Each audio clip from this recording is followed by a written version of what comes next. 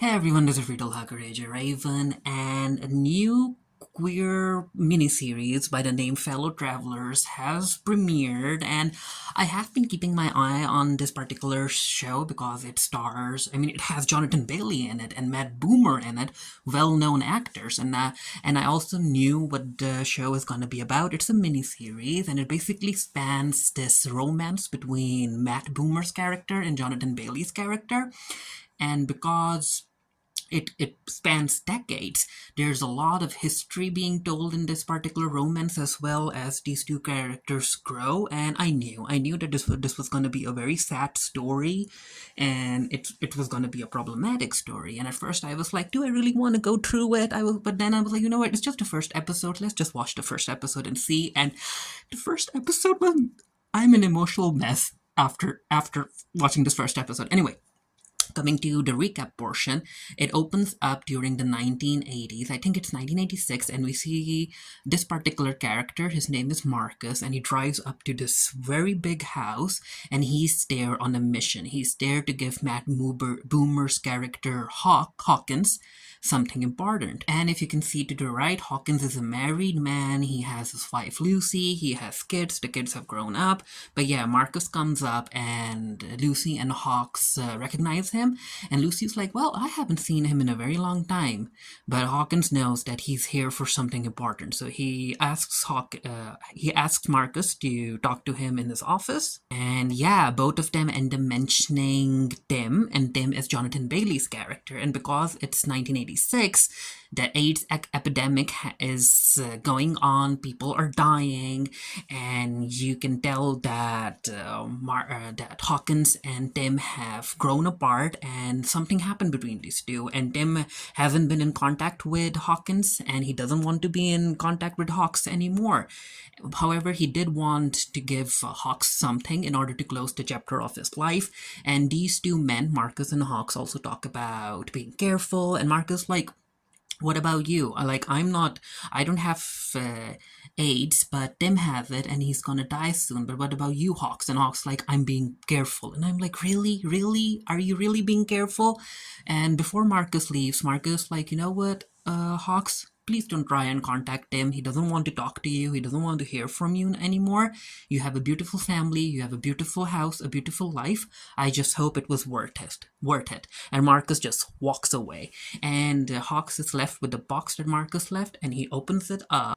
And he takes out this particular paperweight, and we will get to see this paperweight later on in the episode.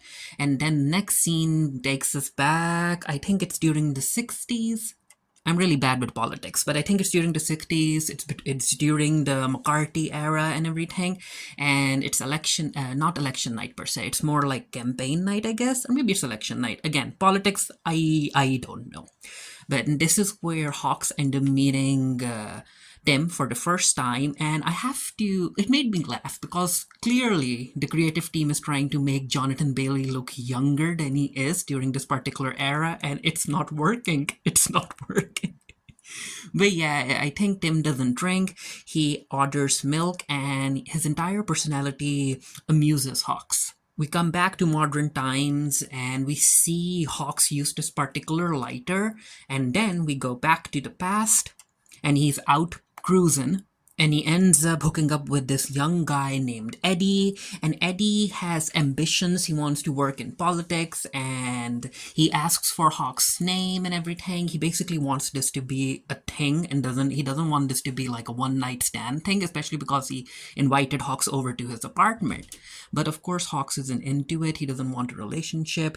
And then he notices that Eddie has his lighter, and he's like, I would like the lighter back. And Eddie's like, why? Did you think that I was gonna steal it? I wasn't gonna steal it. And Hawks doesn't say nothing, and Hawks like, you know what, Eddie, this happened, it was nice, just forget about me. We go to Hawk's office, and we're introduced to he has two secretaries, and this is one of them, and I think she is more of a friend to Hawks. Hawks end up seeing. I want to keep saying Jonathan Bailey, but it's not Jonathan Bailey, it's Tim. Yeah, Hawks end up seeing Tim on a bench and he's going through some papers and stuff. And Hawks, of course, sits down and they talk to each other. And this is where Tim, like, he shares that he ended up reading up on Hawks through the directory, like Tim likes to read and stuff. Basically, it's like equivalent to stalking someone's Facebook page or socials. And he ends up learning a lot about Hawks, that he was in the army and stuff, and that he's against communism, I guess. That's what I got, and everything. And this is where all Hawks learns a bit more about Tim and his ambitions. And again, Tim amuses Hawks because he's young, he has ambitions, he doesn't necessarily know how politics work, but I guess Hawks wants to help him. Hawks asks for Tim's number, and he also warns him to be careful because right behind them over here, there's this police officer, and because it's the end of the year and they have to meet a quota when it comes to arrests, he's like, be careful because these police officers, they're on the lookout for when it comes to arresting queer men. So be careful. We get this scene where there's this interrogation happening, and Hawks is in attendance. Marcus is there as well. Marcus is a reporter, and these two know each other. Then we get to meet this particular guy, and it turns out that he has a daughter, Lucy, and yeah, he wants Marcus to, not Marcus, my bad, he wants Hawks to marry Lucy. Hawks ends up calling Tim, and he gives him a job offer, and yeah, there's something else that goes along with the job offer. Basically, Hawks wants to use Tim as a spy, but Tim doesn't know that yet. Tim decides to pay Hawk a visit at his office, but he isn't there because Tim wants to give him a book. And yeah, he ends up giving the book to one of his secretaries. And the other secretary is like very suspicious because she's like, he looks very artistic, which was basically like code for saying queer back then. And yeah, Hawks decides to pay Tim a visit, and Tim is just cooking noodles, and Hawk tries to flirt with him. He comes behind him. He's like, "Tim, can I kiss you? I want you to let me kiss you." And Tim isn't into it right now, and I'm like, ooh. Because when it comes to Tim, he isn't someone who just wants like one night stands or something. He doesn't want to hook up. He wants to learn more about Hawks. And also there's a lot of religious guilt that Tim is experiencing, which the premiere episode also addresses. The two end up sharing a meal, and Tim tells Hawk about his first uh, lover, quotation mark, and how he was a bit older than him, and both of them were very religious, and they ended up hooking up. And when it ended, the guy that he hooked up with, I think his name was Ben was like, you know what, even if God ends up forgiving our sins, what we did, I will never forgive God for what he made me into. Like, he made me queer. And I'm like, you know what, that's a very, very strong line, a very strong line. And then Tim asks Hawks about his first lover, and of course Hawks like deflects. He doesn't want to answer any personal questions. It's just that he wants to spend time with them, get to know him, but he still has a lot of walls around him, which Tim is slowly going to chip away at as the series progresses. And yeah, it's time for these two to hook up, and Hawks is very, very dominating in the bedroom. I wasn't expecting that. He's like, Tim, take my socks off, pull my pants down, like, follow my orders. You're my boy now. And I'm like, ooh, okay, white collar. So after these two hook up, of course, Tim is feeling guilty because he has his cross in the room. He also has a picture in the room, and he's just experiencing a lot of conflicting emotions right now. The relationship between these two continues, and Hawks ends up giving Tim a radio. Tim notices the scar on Hawks' back. Again, Tim wants to learn more about Hawks, but Hawks is still not being open to Tim. Tim shows Hawks his family portrait. He talks about his parents, his uncles, and siblings, and everyone. And Hawks is like, "So your family really loves you, huh?" And Tim is like, "Yeah, they love me. At least they love the version that they know." And this is where Tim starts asking Hawks some questions. He's like, you know what? There are certain rumors about you swirling in the office. And Hawks like, what kind of rumors? And Tim mentions Lucy, that how the office feels that these two are gonna get married, but there's a bit of a scandal because apparently Hawks and Lucy grew up together. And Tim is like, so yeah, are you really gonna marry Lucy? Are you secretly engaged to her? And that kind of rubs Hawks the wrong way. He gets up to leave, and Tim is like, what the heck did I do? Hawks is like, I don't like being interrogated, okay? Whatever we have going on, it's just for fun, and I really don't want to get any like. Why would you want to ask so many personal questions from the guy you're just fucking? And Tim is like, the guy I'm just fucking? That sounds very vulgar. I want more. And these two kind of make up as well because again, even though Hawks doesn't want to be open to Tim, he also doesn't want to leave Tim right now. And he tells Tim that yeah, when it comes to Lucy, we aren't engaged. Okay, so yeah, there's your answer. And then these two also talk about Tim basically working as a spy for Hawks, and Hawks is like, you know what, Tim, I don't want you doing anything you don't want to do. Not for God, not for me. Okay, uh, all of this will happen if you want to do it. So he basically kind of gives some power back to Tim, and I'm like, even though this was a fun episode to watch, the power dynamic between these two, I wasn't a fan of that. Oh, also, I'm not really sure if I mentioned, but yeah, Hawks ends up giving Tim a nickname. He ends up calling Tim his boy, and also Skippy. And I'm like, oh, okay, weird, but okay. Hawks shares a scene with the secretary, and the secretary brings up Tim, and yeah, she knows. She knows about Hawk and how he is with other men, and she's like, you know what? Tim is a different kind of boy, a young man, so be careful with him. But before they can continue this conversation, someone else who knows Hawks who wants to talk about something serious with him. It turns out that there's this internal investigation happening because this guy who Hawk knows, he's queer too, and he ended up being caught while hooking up with other men. And even though he's free now, the investigation team needs more names, and he's like, Hawk, tell me what to do, tell me how to handle this, because if my wife knows, my wife, it will kill my wife. I love my wife. And I'm like, really, do you really love your wife? But yeah, Hawk's like, you know what, lay low, I'll think about something, I'll give you a name. So we come to the present, which is basically the 1980s, and Hawks ends up calling, and yeah, Phyllis. I think her name is Phyllis, right? Or no? I'm not really sure what her name is, but basically she's the secretary that was working with Hawks, right? Unless I'm wrong.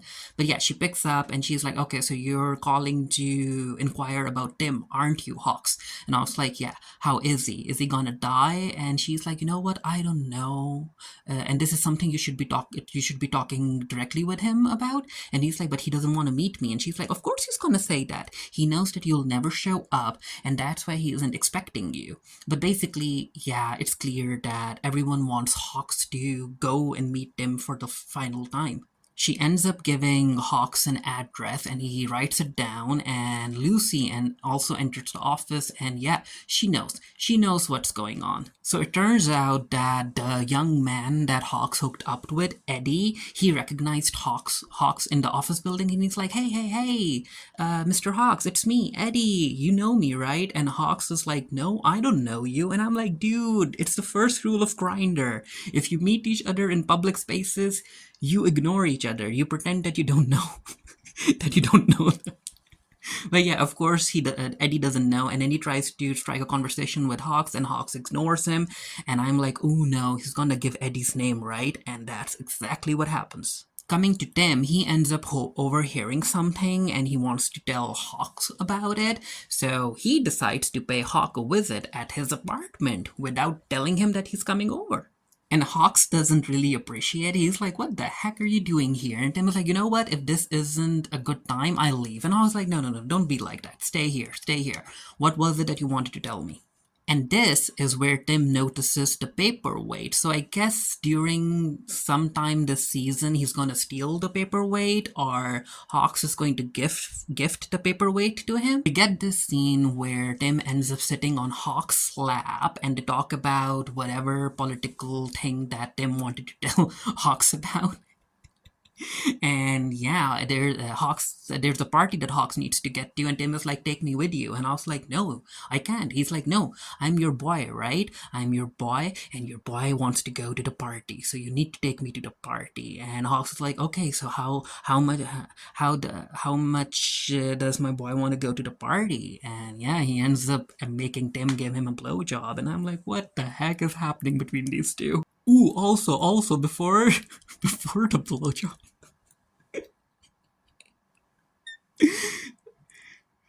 there's this scene where Hawks makes Tim suck on his foot, and I'm like, wow, wow. At the party, Tim ends up noticing Hawks being very friendly with Lucy. He also gets introduced to Marcus, and there's this scene between these two while Hawks is busy talking to Lucy. Marcus warns Tim about Hawks. He's like, you know what? There's something common between me and Hawks, and Tim is like, what? And Marcus like, well, it's just that we enjoy our sex without emotional entanglements, Tim. So I'm warning you. The three of them ditch the party, and Hawks and Marcus take Tim to an underground queer club. And this is Tim's first time in such a club, and he's very surprised by all of it. And yeah, they're like, you know what, just have fun, but be careful because it takes the police 3 seconds to raid the place. Tim is clearly drunk, and of course, all of his emotions are coming out. And he's like, Marcus, you know what? There's something I don't think I can live without. And Marcus like, what? Tim is like, are you gonna marry Lucy? And Marco's like, what the heck, Tim? You're being way too emotional, you're drunk, so I'm gonna ignore all of this. And yeah, we have this scene which is basically kind of a breakup scene between these two because, of course, Tim is being very emotional because he's fallen in love with with Hawks, clearly. And he's like, I committed so many sins for you and everything, and I want to be with you and stuff. And Hawks like, what the heck, Tim? What the heck are you talking about? All of this is just a fantasy. It can't be real. This has to end sometime, right? Sometime, right? You have to realize that. And why are you being so emotional? And Tim is like, no, no, no. You won't make me bad for feeling emotions. You have to feel emotions. I'm not like you, okay? I like feeling emotional. And yeah, he basically breaks up with Hawks at this particular moment, and I'm like, good for you, Tim. Good for you. Lucy notices that Hawks is packing his stuff. He needs to go for 2, 3 days, and Lucy knows where he's going. And she's like, "Okay, yeah, you're going to meet Tim, aren't you? Is he dying?" And Hawks is like, "I don't know," but he also tells Lucy that, Lucy, whatever happens, I need you to understand that you're the most important thing to me. And she's like, "You know what, Hawks? If I were the most important thing to you, you wouldn't be going where you're going." And I'm like, Lucy, it's that's kind of unfair, but I get it, girl, I get it. And then we have this very interesting scene where Tim is clearly going through this religious guilt thing, and he's trying to pray his guilt away, kind of. And a father comes in, and father is like, son, would you like to confess? And yeah, if you confess and if you feel really sorry about what you did, God will forgive you. And Tim is like, I have had carnal relationships with someone. And the priest is like, with a young woman. And Tim is like, no, it wasn't a woman. And the priest is very open minded about it. The priest is like, you know what? Even if you ended up sleeping with men, if you pray and if you're sorry about it, God will forgive you. And I'm like, wow, okay, that's kind of a very inclusive priest in a way. If you think back to that era, right? He's not yelling at them, telling him to leave the church or whatnot, but still, yeah, still, I'm like, okay, it's not perfect, but it's still a positive response in context. But yeah, Tim is like, you know what, Father? That's the issue. That's the issue. How can I be sorry for something that made me feel good, that I'm not really feeling guilty about? When I was being intimate with another man, that was the first time I felt that I was myself. So what the heck is there for me to feel sorry about? And I'm like, ooh, okay, Tim, you tell him. And he just walks out of the church. So the guy who came to Hawks for help, and they ended up giving an Eddie's name to the investigation team. He ends up talking to Hawks, and he's like, you know what? That name of the young boy that you gave him, that young man ended up trying to take his own life, and they had to pump his stomach. He's doing well now, but this is bad, and I'm feeling guilty. I'm not really sure how I can live with that, how I can live with such a burden on my soul. And Hawks like, you know what? Figure it out. And then we have a scene where, yep, he ends up making an announcement about how there's going to be an investigation team who's going to go after perverted men, basically the queer community, because they're a danger to society. And Marcus is in the audience somewhere as a reporter, and he's not happy about it, of course. Now, at first, I thought that, wow, really, is Hawks really that cold? But it turns out that after he learned about Eddie trying to take his life and everything, he takes out some cash, he puts it in an envelope, and he ends up placing that envelope outside Eddie's door in order to kind of help him a bit. And I'm like, oh, he does have a heart. And while the speech is happening, we see the other secretary that works for Hawks. She ends up taking out the book that Tim gifted Hawks. She opens the book up, and on the very first page, there's a note by Tim that thanks for everything, you're wonderful, Tim. And she's like, ooh, yeah, so I guess she's gonna go after Tim now. And I'm like, oh, of course. With everything that Hawks has been through, Hawks decides to pay Tim a visit, and this is where he opens up because during the breakup scene, Tim was like, Hawks, you're the type of person who only thinks about his own pleasure. You don't think about other people. You just want to get off and be done with it, but I can't function like that, right? I can't keep on being with you if that's the dynamic that we're gonna be using. That happened during the breakup scene. But now in this particular scene, Hawks kind of apologizes to Tim, and he tries to open up to Tim, and he's like, my first lover slash boyfriend was this guy in 11th grade, I guess. I think it was 11th grade, right? They were on the tennis team together, and they hooked up, and apparently he was kind of feminine, and he got bullied, and Hawks and because he was being bullied and Hawk didn't really stand up for his lover, he distanced himself away from him. He kind of left him alone, and then both of them went into the army. However, they were stationed in different units, and the guy who was basically his first boyfriend, he died in the army. Like, he died fighting. And yeah, Hawks opened up to Tim, and this is where Hawks is like, you know what, Tim, right now, tonight, I want to hold you. I want to come up to your apartment. I want to be with you. And Tim is like, I don't think that that's a good idea. And I'm like, yes, yes, stand up for yourself, Tim, stand up for yourself. And Hawks is like, but why? Why do you think this isn't a good idea? And Tim tells him that he's actually afraid. He's not afraid about the politics and everything. He's actually afraid of Hawks. And I'm like, wow, Tim, you really are afraid of Hawks, right? Because again, as far as Tim is concerned, he just can't pinpoint what type of person Hawks is. And Tim knows that this entire thing, it's gonna be destructive. It's basically gonna destroy both of them. But Tim can't help it. He's also attracted to Hawks. And Hawks is like, you know what? If you want my advice, I'll tell you what to do. You need to go into your apartment and you need to lock the door behind you. And at first I was like, is Tim gonna do that? But Tim was like, you know what, Hawks? The lock is broken. And I'm like, no, no. So basically he invites Hawks up. In the present, Hawks ends up calling Tim, and Tim actually picks up.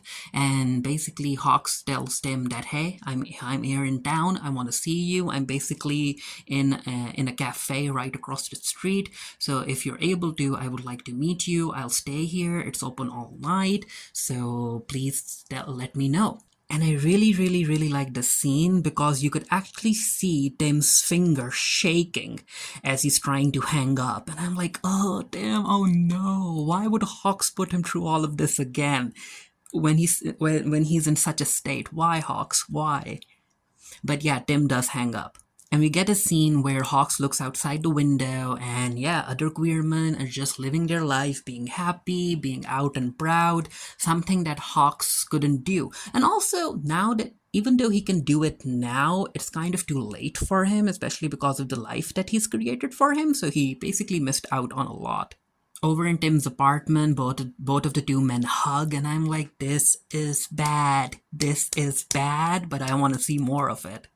And the episode ends as Hawks is gonna leave the cafe, but as he's about to leave, the phone rings. I mean, he has to meet Tim, right? Both of them have to talk, and I think that Hawks will apologize to Tim, but hey, it's too late now. It's too late. But that's it. That like, even though their relationship isn't perfect, I think that this relationship does mirror a lot of relationships, similar relationships that queer men went through back in the day, and it has truth to it. It does have truth to it. And let's be real, even now when you can actually be open, there are still men like hawks out there, many of them. And I would advise the queer community, like other queer men, to stay away from such DL men who are married, have kids, and everything. But hey, you can't help everyone. And such men will be okay with destroying your life, and they'll just go about on their merry way, and they'll be like, no emotions. I told you no emotions, as if you can control that, right? Because a lot of people really can't. But anyway, let me know what you thought of the first episode down in the comment section below. And until next time, stay happy, stay safe, stay blessed. See you guys later. Bye.